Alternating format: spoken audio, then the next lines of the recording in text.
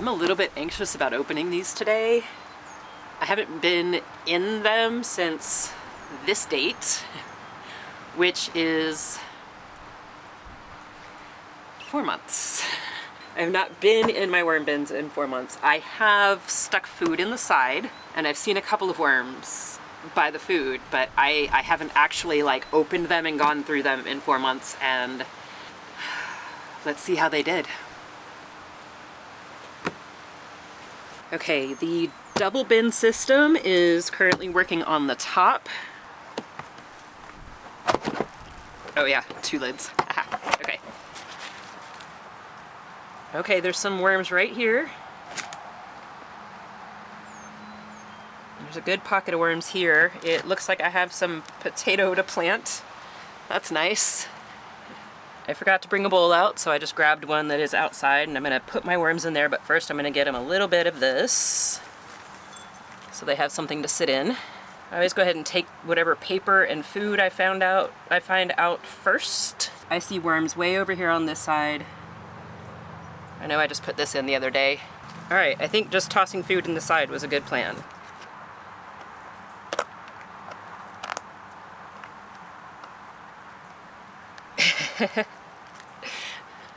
Hollowed out an avocado. That's fun. They're in here still working on it though. Put that aside for now. Give it lots of light and let them go down. I'm gonna keep going on this. I'm putting my food to one side and my paper to the other side and my worms into the bowl. And I will let you know how it looks when I get to the bottom. Wish me luck. I decided to use the mound method, so I piled it all up. The worms want to get away from the light, and it's cloudy, there's not a whole lot of light, and I'm on the patio because it's windy. You pile everything up, and then your worms dive. I need my bucket. Okay, so then you can remove the top of your castings, check for worms. Here's one. And then you can move your stuff into your bucket. So that's just how it goes. Take off the top, look for worms.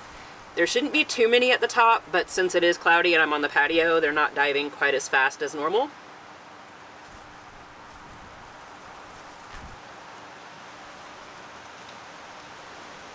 I put crushed but not powdered eggshells in last time, and you can see they worked on them, but they didn't break them all the way down, which is kind of what I expected. I was curious to see what they would do. This is going to take me about 30 minutes, 40 minutes. See you soon.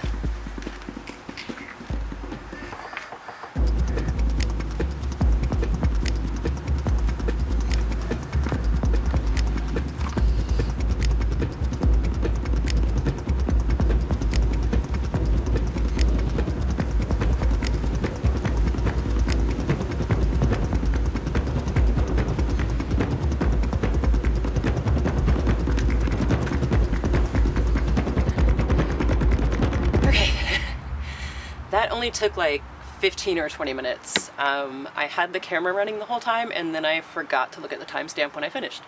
So yay me. This is what we got. Oop, hi worm. There was a little bit in the bottom, maybe a half gallon, so this is about 4 gallons of castings out of the top of the double bin. I still need to check the bottom of the double bin. I only put paper down there, and I'm afraid to see if there's worms down there, but all in all, we did okay. When worms have a limited food supply, they manage that by controlling their population, so they'll lay less cocoons, so I didn't find very many babies or very many cocoons. Typically, I will let a lot of cocoons go in with this so that they can hatch and then keep on working in. Like you can see, I left some little bits. So I let some go in there, but then I did put a bunch back into the bowl. Okay, let's see if the bottom fared as well. That is stuck in there. These things do nest well, don't they? Got some castings on the bottom. I don't know if they made those down there or if they fell through. There are worms down here, and I guess I did put some stuff down here. I must have put cocoa coir and food down here.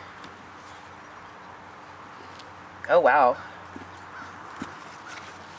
All right. There's some nice stuff. I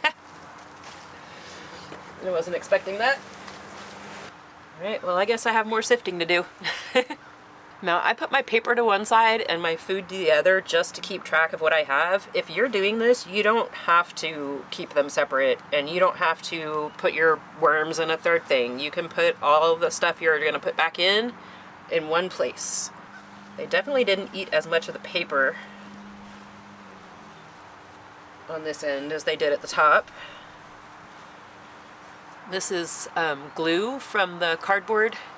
I always just throw it out. In the bottom, I had maybe a half cup of worms. Not very many. I wish that I had recorded when I did this last, because I didn't remember putting food or any kind of bedding down there other than paper, but apparently I did. I probably put cocoa coir down there. That's usually what I do. But who knows, because I don't remember. They did make a few little babies, but not many. So I'm gonna get this one reset before I do the single bin. I have one level of my green stalk. It's over there. I don't think you can see it from here. It had lemongrass in it, so it's just all roots. It's a big mat of roots. And so I was gonna use that instead of cocoa coir this time. Can y'all see? Okay. I just skinned my finger on the side of the green stalk, and that kind of hurts. This is going to be the bottom. I always put some cardboard on the bottom so that they don't go out the bottom as quickly. Oh, look, little worm. Come here, baby.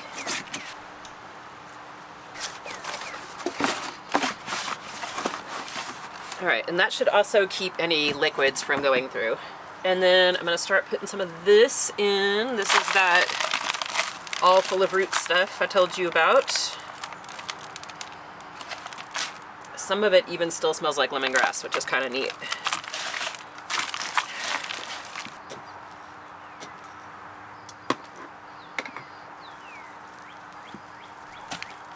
And some paper.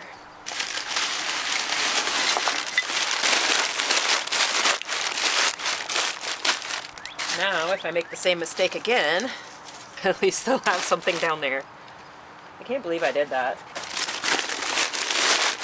And I'm going to put the other bin in here, and I'm not going to put cardboard on the bottom of this one because I want them to be able to go through if they need to or want to. Paper.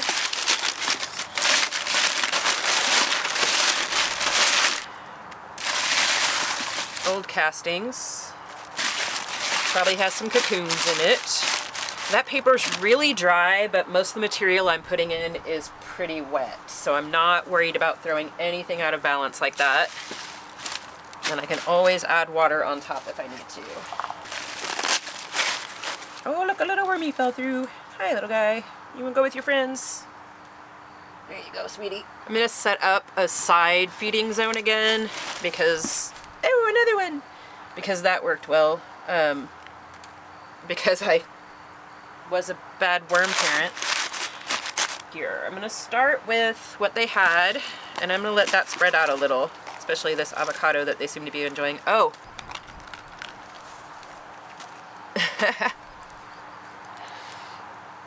That's so gross, but look. It's cute though. I mean, it's nasty, but it's cute. Ugh. I feel like I've been making old people noises since I was 13. Now that I'm 51, they're justified. Finishing food when you're a solo eater can be a challenge, so please don't judge me. I'll order my produce and I'm like, yes, I'm gonna eat all these produce, and no, I don't. I can't finish a whole bunch of carrots. And sometimes I don't get to all my mushrooms. Sorry, mushrooms, you were wonderful. I mean, at least I have worms to eat my mistakes.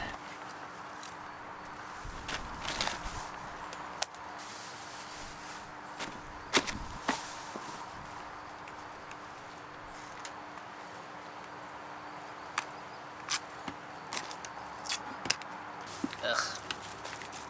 Those are soggy and gross. So I have all my food over to one side, and then I'm just gonna keep alternating paper and this soily stuff. I decided not to do all of my individual nutrients this time. I'm gonna do biochar, mycos, and then a bunch of comfrey, because the comfrey just came up really good, and there's plenty.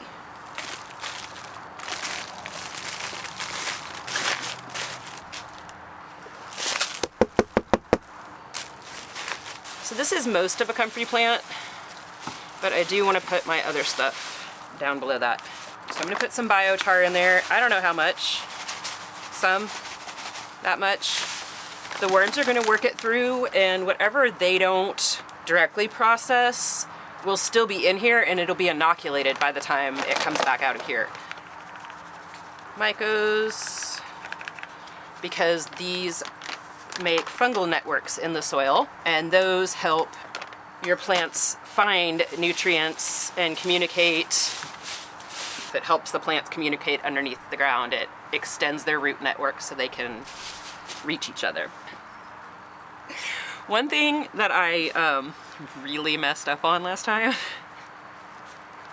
for a little while I had the food over here and I dropped the food in the side because I can just pick up the corner of the lid, drop the food in, shut it, done, right? Awesome idea, except when you don't put the paper back over the food, and then you get fruit flies in your kitchen, and then you have to make apple cider vinegar traps for them, and it takes 4 rounds of them to get rid of the fruit flies. And don't do what I did. I messed up, and I'm telling you so you don't mess up too. Cover the food. That's gonna be nice, look. That works well for now. There, and I feel pretty good about all of this soil being nice and moist. If it's not enough, I will check on them soon.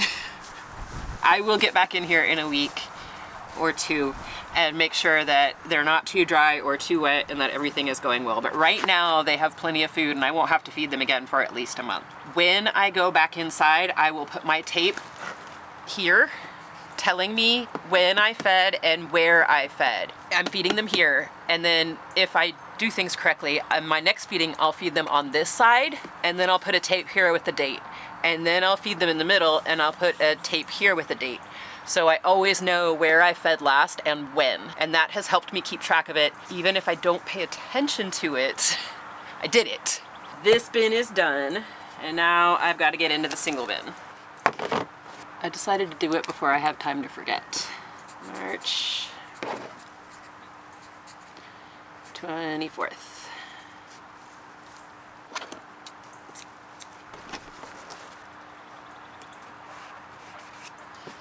Now I can't forget. I know y'all are laughing at me, and I'm laughing at me too, so it's okay. You know what I forgot to do, right? I bet you're all yelling at me. I forgot a really, really important part of the worm bin. Here you go, kids.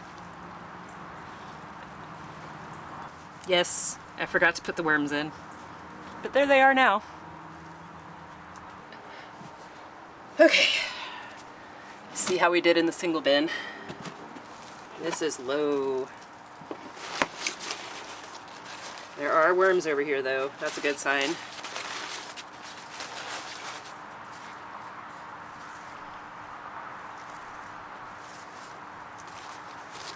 This bin is really wet. This one might be in worse shape than the other. But I've sprouted another potato. Oof. Yeah, this one's a mess.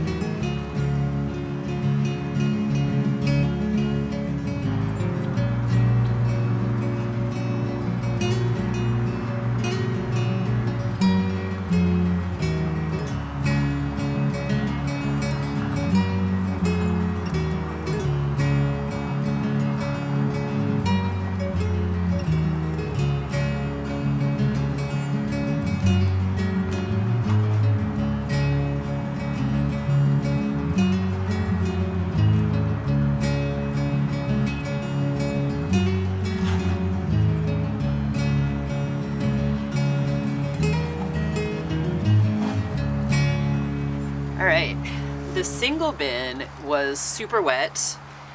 It yielded about 2.5 gallons. The top of the double bin, the active bin, had almost 4, and the bottom, which was supposed to just be the inoculation bin, had about a 1/2 gallon. So this is approximately half the volume of the double bin system. Not quite as good, but it had about the same number of worms. They ate more of their paper and more of their food. Since their castings are so wet, normally I would put the lid on and put them with my, like, where I have my potting soil and everything like that. But instead, I'm gonna leave this one under the patio with the lid off and let it dry a little bit. And if I remember, every couple of days, you can't see what I'm doing. Every couple of days, I'm just gonna turn it over and just make sure that air is getting through all of it. Oh man. There were a lot of cocoons in this bin. So there's a whole bunch in here, and I'm expecting them to hatch. So as I find them, I'll leave some of them in here, and then some of them I move into my potted plants whenever I find them. I don't try to bring them back into the worm bin. But for now, I'm gonna set this aside and just let it start drying out.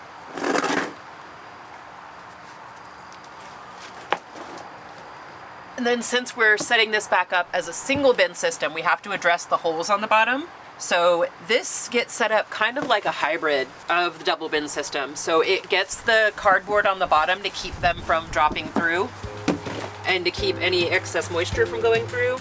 Beyond that, it's gonna get set up like the top bin.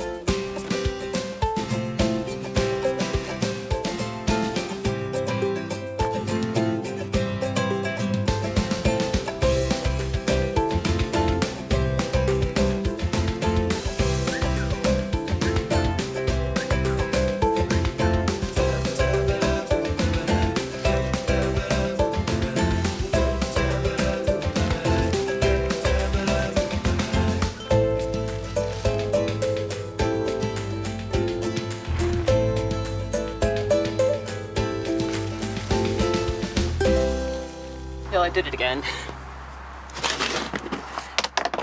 I wish that y'all could like yell at me, yo, Mica, you forgot the worms, but you're not here right now.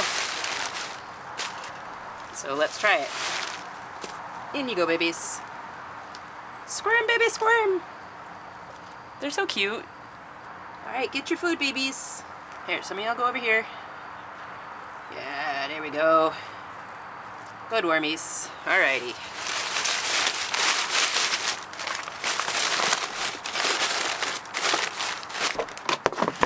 Okay, now we're finished. So I will say that both bins surpassed my expectations. I didn't really expect to find very many worms in either because it had been, like I said, 4 full months. They did really well. And I do think that continually dropping food into the side was what saved them. I think if I had not fed them at all in 4 months, I would have had a very small worm population and no cocoons. Now, what I told you about not having enough food and so they like reproduce less, the opposite is true if they have too much food. So right now they have a lot of food considering how many worms are in here. So they will reproduce faster to try to get through that food until they can kind of level things out and then they'll slow back down again. If you happen to forget about your bin, it might not be the end of the world. These were indoors, so they did not freeze. They don't want to be frozen and they don't want to go over, I think it's 90, but fact check me on that. So I don't keep my worms outside. They stay in the kitchen. I'm proud of them. They did great. Overall, between the 2 bins, I got 7.5 gallons of castings, which is really great. If you want to see just the double bin system in a full setup, check right here. I will see you soon. Later, y'all.